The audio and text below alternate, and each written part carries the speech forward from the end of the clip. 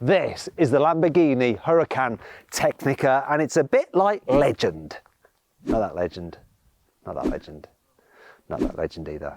Yeah, that Legend, because it's a greatest hits album of the Lamborghini Huracan. And in this video, I'm going to tell you why. And I'm also going to launch it to see how quick it is from 0 to 60 miles an hour and over the standing quarter mile, because I'm Matt Watson and that's what I do. Oh yes, you are most certainly watching Carwow.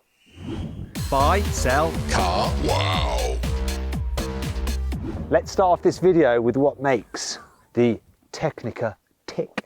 It's quite literally ticking actually, because I've been driving it quite hard. Anyway, it's the 5.2 litre naturally aspirated V10 that is used in the range topping STO. So it's got 640 horsepower as opposed to 610 horsepower in the normal Huracan Evo. Produces 565 Newton meters of torque, and it drives the rear wheels only via a 7-speed dual clutch automatic gearbox with launch control. So we should launch it, shouldn't we? I am going to launch it, but not just yet.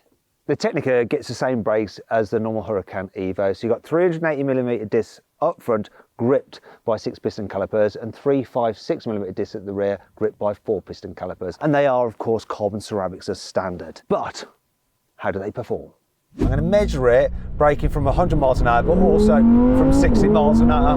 Here we go, I'm going to get over 100 miles an hour, but it's going to register from 100. What figures we're going to get? Oh, that's really good. 100 to 0, 84 meters. That is really, really good. 60 to 0, 30 meters. That's actually better than a Ferrari 296 GTB. If you want to see what that car did, click on the pop-out banner up there for the link in the description below. Stop so good, this thing. Stop so good. In terms of design, the Tecnica is a halfway house between the madness of the normal Huracan Evo and the absolutely craziness of the STO version. So it gets a redesigned front bumper there, which is all pointy and stuff, and you have these sort of white elements which remind me of the daytime running lights on the Sian. Also, it's got a carbon fibre bonnet, which I'll prove to you later. Moving down the side, you get some unique alloy wheel designs, and as we go further back, you'll see, look, it's got a sort of double bubble roof going on. At the rear, you have a fixed spoiler, not as big as the STOs, but it obviously makes the car look even more racy than the normal Huracan Evo. And then there's this rear deck, so rather than the big glass screen of the normal Evo, you have this carbon fibre tray, and you still get a viewing window where you can look in and see that lovely V10. At the very rear, you have a redesigned rear diffuser, plus hexagonal exhaust pipes. It's looking good. That brings us on to the price. So this car starts from £212,000, which is about £15,000 more than the normal Huracan Evo, but it's still £48,000 less than the STO. Now, if you're thinking about buying a new car, you might need to sell your current car, and you can do that through Carwow. All you have to do is upload some photos, give a brief description, then dealers all across the country will bid on your car. You just pick the highest offer, they'll come to your house at the Carwow, put the money into your account. It's dead easy. If you want to do that right now, click on the pop-out banner up there or follow the link in the description below. Alternatively, you can do it at a later date by simply Googling "Help Me Carwow" and we will help you sell your car. Here on the inside, you'll probably be thinking that changes over the normal Evo include this lovely two-tone effect, but no, that's optional. And maybe carbon fibre air vents. No, they're optional as well. Or how about the carbon fibre door inlays? No, they're optional. They're actually £4,000. Maybe it's the carbon fibre bucket seats. No, once again, these are optional as well. They're £5,000. Oh, maybe it's the Alcantara steering wheel. It's got to be that. No, once again, that's optional as well. So what is new in the Tecnica? Well, it does have a slightly revised instrument display with less colours apparently to make it more readable. And the change are the seats, which you get as standard, which I can't show you because these are the optional ones. But apparently they're height adjustable. Ooh. Then there's the infotainment system. It's got a new infotainment system. It's pretty Other than that, it's the same as a Huracan Evo. So yeah, you've got your weird gear selector thing, which I don't particularly like. You have the fighter jet missile launch starter button cover, which I do like. You have big fixed pedals for the dual clutch automatic gearbox. You have your various driving modes here on the steering wheel, which are nice and easy to use. You have your indicators on the steering wheel as well. You have plenty of adjustment actually in the steering wheel itself. In terms of storage, yeah, well, not much. There's this area here. There's a shelf behind me. There is a glove box which is full with the manual. And there's a little space here. That's the kind of place where you leave things and forget about them and you find them a year or so later. If you've still got the car and you haven't flipped it like Yanni. Oh, and then you've got these switches here, which I do like, these toggle switches. They're nice. Oh, what have I done? What have I done? I don't know what I've done.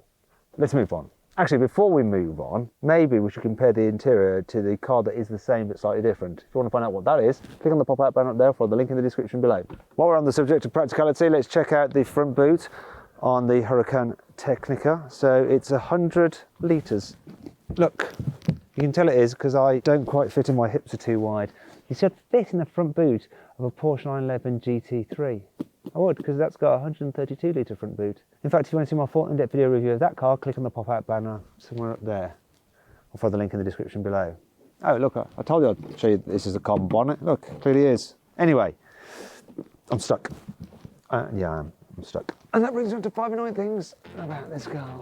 The quality of the reversing camera is so poor, it looks like they've used the camera unit from some old mobile phone from the mid-noughties. And that's particularly annoying because the redesign of this rear deck means that you have a smaller back window than on the normal Huracan Evo, so it's harder to see out of, and the larger wing also gets in the way a bit too. To alter the volume when you're driving, you can't just use a button on the steering wheel like in most cars. You have to first press this little speaker button here on the infotainment screen, and then you do it through this. It's not ideal. The sun visors are so small they don't really block out any sun. Look. Imagine I'm the sun, you can still see me beaming into your face. You know how pretty much all modern cars now come with smartphone integration as standard? Not this, oh no. If you want Apple CarPlay or Android Auto, you have to pay an extra £2,480. It's not all negative though. Here's 5 good things about this car. The Tecnica has an upgraded and louder exhaust than the standard Huracan Evo. Sounds like this, go on, rev it up.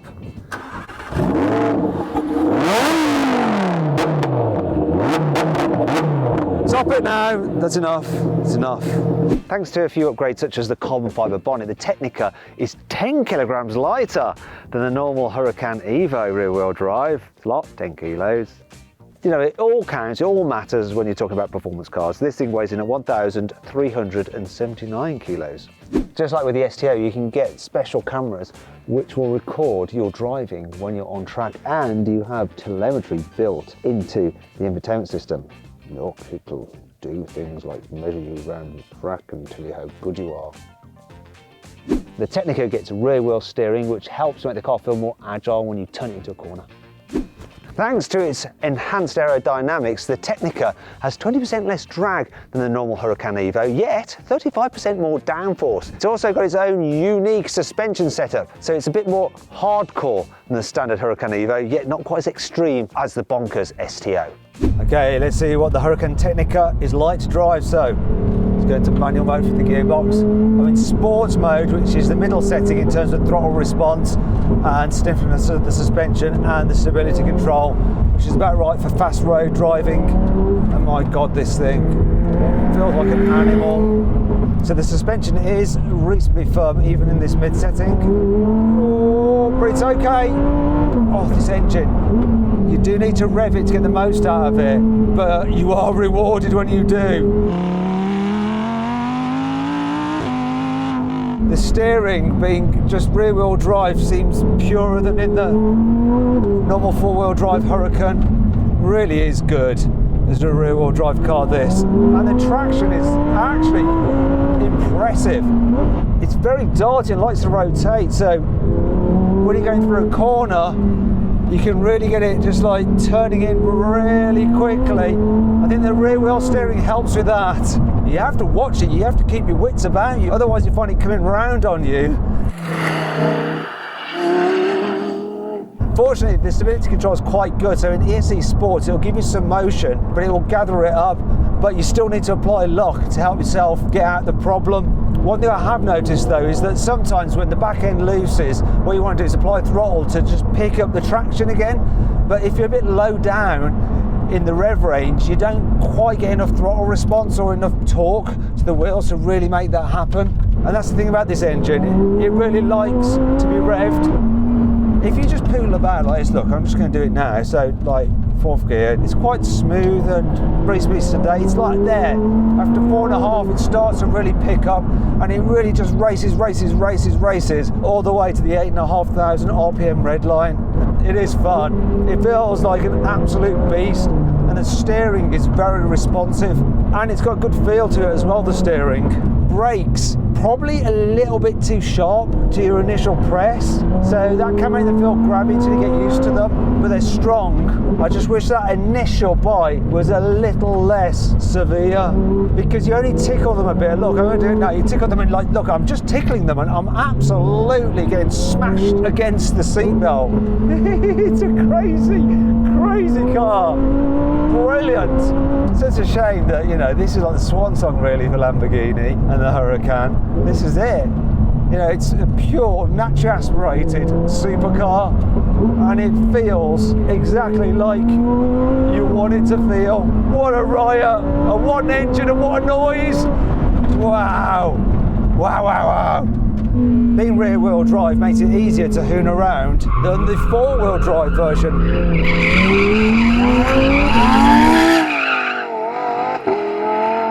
But, you know, a lot of people who have these are going to be like just driving around London and stuff, showing off that they've got a bright green car. So let's put it into Strada mode, slacken things off, go into automatic mode for the gearbox. There we go.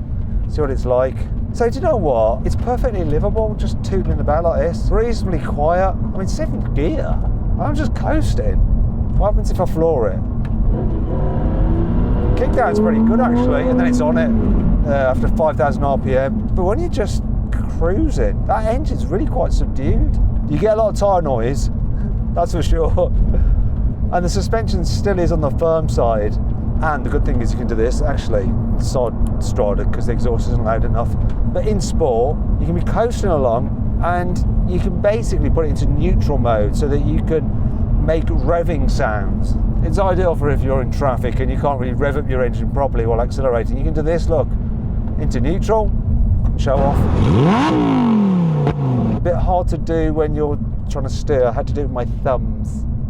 It only lets you do it once though by the look of it. There we go. One go at it, let it back off. Sounds good, doesn't it? But let's get back into manual mode. Let's get back to having fun. It feels like a proper hairy-chested supercar, this.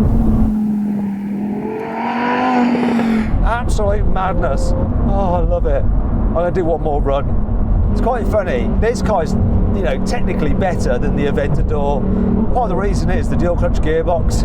So quick to respond, both down the box and up it. I have no complaints about it at all. Such a lively bugger, this. Corsa's just madder still. Right, that's almost enough of that, but we're not done yet, because now let's see exactly how quick this thing is when you launch it.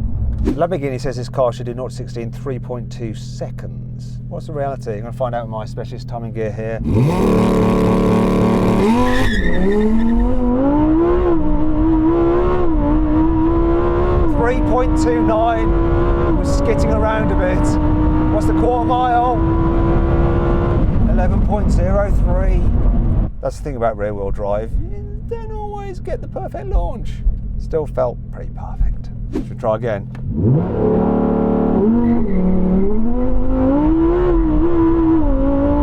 3.24, it's a bit quicker this time. Can we break the 11-second barrier?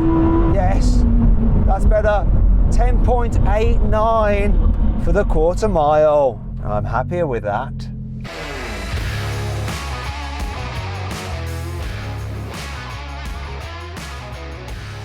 So then, what's my final verdict on the Lamborghini Huracan Tecnica? Should you avoid it? Should you consider it? Should you shortlist it? Or should you just go right ahead and buy it? Well, do you know what? I think this is the best all-round Huracan. It's the one you should go for. And if you can, get one now, because cars like this, they're dying out. Anyway, I hope you all enjoyed the video. If you did, give it a like. Let me know if you agree with my comments and stuff in the comments. Click on those windows there for some more videos, and on that box there to go to carwow to sell your car the easy way. Just upload some photos, give a brief description, then dealers all across the country will bid on your car. Thanks for watching.